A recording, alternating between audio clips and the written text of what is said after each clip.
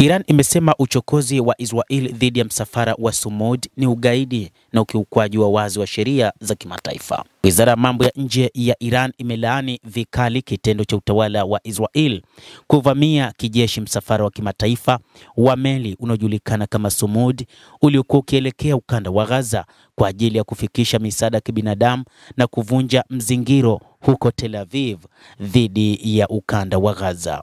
Ismail Baqei leo Alhamisi ametoa taarifa kwa umma na kueleza kuwa ukatili uliofanywa na Israel unadhihirisha ukiukwaji wa wazi wa sheria za kimataifa na kukitaja kitendo hicho kuwa ni cha kigaidi. Msemaji wa Wizara ya Mambo ya Nje ya Iran amesifu na kupongeza juhudi za kibinadamu za wanaharakati wa flotila na makundi mengine madogo kutoka nchi mbalimbali duniani, kusema wanaharakati hao wamesimama kidete na kudhihirisha mshikamano na watu wa Palestina.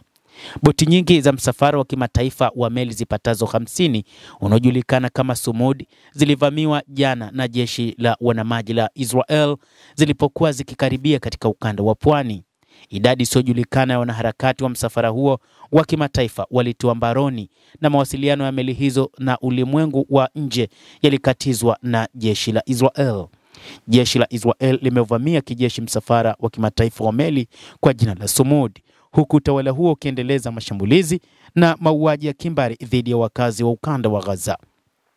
Israel imekuwa ikitumia mzingiro dhidi ya Gaza kama njia ya kushadidisha masaibu na mateso kwa wakazi wa eneo hilo.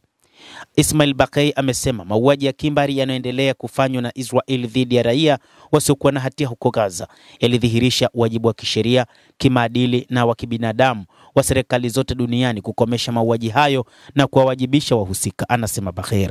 Lakini pia amesema kwamba ni wakati sahihi wa ulimwengu kusimama kidete dhidi ya Israel inayofanya mauaji kwa kila aina ya mtu ambaye anataka kuwaokoa Palestina katika eneo hilo la ukanda wa Gaza. Endelea kutufuatilia mtazamaji, lakini ni kusihi tu usisahau kulike, usisahau kucomment, kadhalika na kusubscribe channel yetu hii. Utakuwa wa kwanza kupata habari hizi kwa mapana kupitia hapa The World News. Jina langu ni Adam Hussein. Endelea kuwa nasi wakati wote, endelea kutufuatilia uyajue mengi yanayojiri duniani.